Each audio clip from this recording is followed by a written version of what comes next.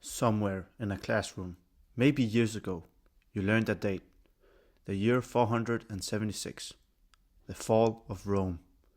Maybe you even pictured it, gates splintering, the city burning, the greatest empire the world had ever built, collapsing in a single terrible year. It's one of the most famous facts you own. But the real answer is far stranger, because in 476, nothing burned. No gates broke. A teenage boy was quietly told to go home, and the Roman Empire did not end. It simply stopped being where you were looking. You were taught that Rome fell. One empire, one death, one date, a clean line drawn across history, with the ancient world on one side and the Dark Ages on the other. That line is a lie. Rome died twice, nearly 1,000 years apart, and almost everything you were taught about the first death was written by people who never noticed the second one. Start with a problem the Romans themselves could see. The empire was too big. It stretched from the reign of Britain to the sand of Syria. A message from one edge to the other took months. An emperor could not defend a border he could not reach, and by the 3rd century, Rome was losing emperors faster than it was losing battles. So a soldier named Diocletian did something radical. Around the year 285, he cut the empire in half. Not into two countries, into two halves of one machine, each with its own ruler, its own armies, its own capital. One man watching the east, and one man watching the west. One empire, two heads. It worked, and it doomed everything. Because once you divide a body, you find out which half was carrying the blood. Then came Constantine. In the year 330, he did something that should have told everyone how the story ends. He built a new capital. Not in Italy, but on a narrow strip of water between Europe and Asia, guarding the richest trade route on earth. He called it New Rome. Everyone else called it Constantinople. Think about what that means. The most powerful Roman alive looked at the city of Rome, the city of Caesar, the city with 1,000 years of ancestors buried in it, and decided the future was somewhere else. And he was right. By the year 395, the emperor Theodosius died. He left the empire to his two sons. Arcadius took the east, and Honorius took the west. It was meant to be temporary, the way things always are, but they never joined again. And here's where the halves stopped being equal. The east had Egypt's grain, Syria's ports, the wealth of Anatolia and the taxes of 100 crowded cities. The west had Italy, Gaul, Spain, and a very long border with a lot of hungry people on the other side of it. One half was rich and defensible, the other was expensive and exposed. Which one do you think outlived the other? Now watch what happens to the west, and notice how little of it looks like the story you were told.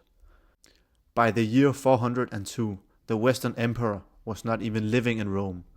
Honorius moved his court to Ravenna, a city ringed by marshes, easy to defend and easy to hide in.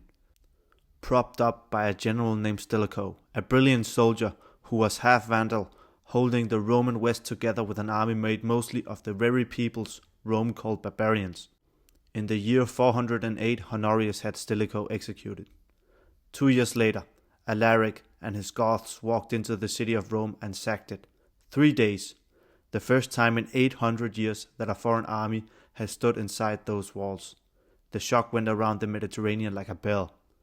And the Western Emperor was not there. He was in Ravenna, behind his marshes, safe.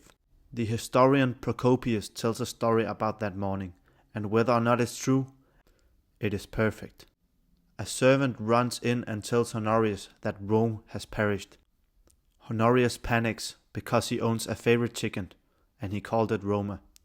But when the servant explains that he meant the city of Rome, the emperor was relieved. That is the empire you were taught fell in 476. It was already a ghost wearing a crown. And the West did not fall, it leaked. In the year 410, the same year Alaric took the city, the province of Britain sent a desperate letter asking for troops. Honorius wrote back and told them to look to their own defenses. That was it. That was the end of 4 centuries of Roman Britain. No battle, no surrender, just an emperor telling a province he could no longer afford it. In the year 439, the Vandals took Carthage, and with it the grain fields of North Africa. The West lost the food that fed Italy and the taxes that paid its soldiers in a single stroke.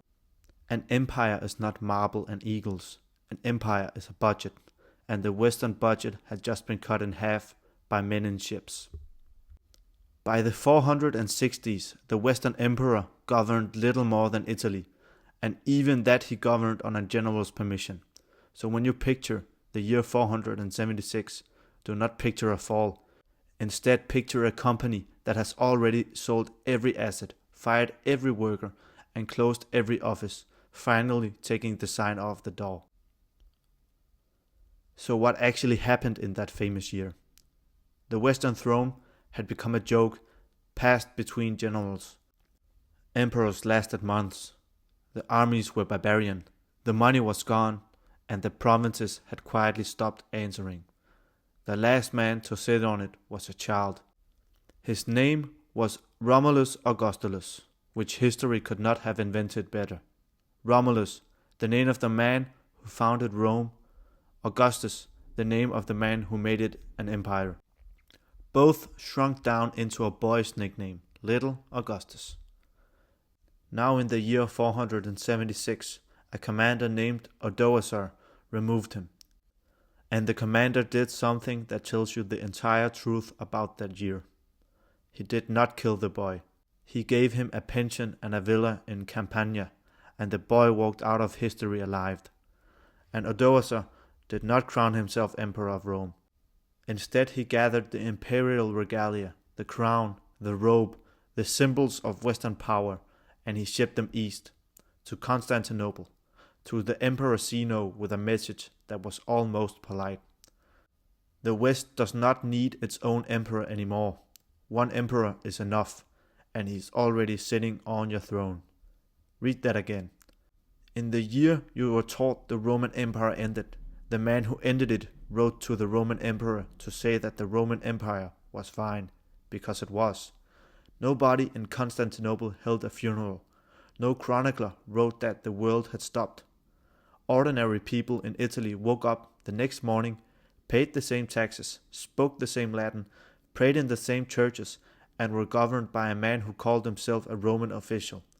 The date that ends your textbook chapter did not end a single life.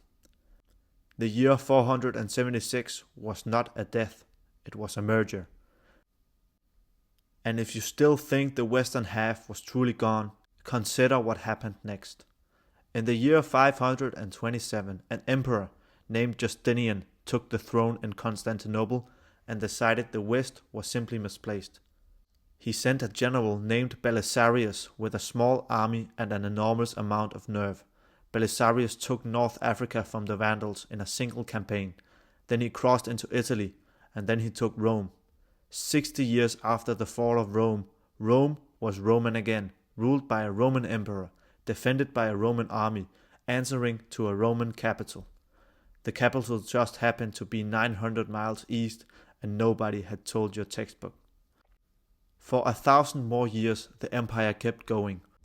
Roman law, Roman roads, Roman coins, and even Roman titles. An unbroken line of emperors stretching straight back to Augustus, never once interrupted, never once replaced. So why have you never heard them called Romans? That's because of a librarian. In 1557, roughly a century after the empire finally died, a German scholar named Hieronymus Wolff sat down to organize its histories and needed a label for them. He did not want to call them Romans. Rome, in the Western imagination he lived in, meant Latin, meant togas, meant the empire that had ended in 476 because that was the story the West told itself. Therefore he reached for the name of the tiny fishing town that had stood in the Bosphorus before Constantine ever arrived. Byzantion. He called them Byzantines. They never used that word, not once. In 1,000 years, no emperor, no soldier, no baker, no bishop in that empire ever called themselves Byzantine. They called themselves Romai, Romans. Their enemies called them Romans. The Persians called them Romans. The Arabs called their land Rum. Centuries later, the Ottomans conquered them and named the province Rumelia the land of the Romans, because everyone in the world knew who they were, except the people who would later write your history books. An entire civilization was renamed after its own death, so that a story about the West could stay tidy. And that is the strangest part of all of this. You did not inherit history, you inherited a filing system. Western Europe wrote the textbooks, and Western Europe cared about the half they lived in. When that half stopped sending emperors, the story stopped. Everything after 476 became a different subject, taught in a different chapter, given a different name, as if the Roman Empire had politely died on a schedule instead of quietly relocating and outliving its own obituary by a millennium. Think about how much of what you know works exactly like this. Not wrong, exactly. Just framed by someone who was standing somewhere else. The Roman Empire did not fall in 476. In 476, it lost a limb it had already stopped feeling. The real fall came later, much later. It came with walls that had held for 1,000 years, a cannon no one had imagined possible, and one last emperor who took off his purple cloak and walked into a fight he knew he could not win. That is the death you were never taught. And that is where this story goes next. Somewhere in a classroom, years ago, you learned a date. The date was real. The fall was not. Rome did not end in a burning city with a broken gate. It ended 1,000 years later, on a Tuesday, in a language you have never heard, in a place you were never told to look. The empire you were taught to mourn had already left the room. You just kept watching the door it walked out of.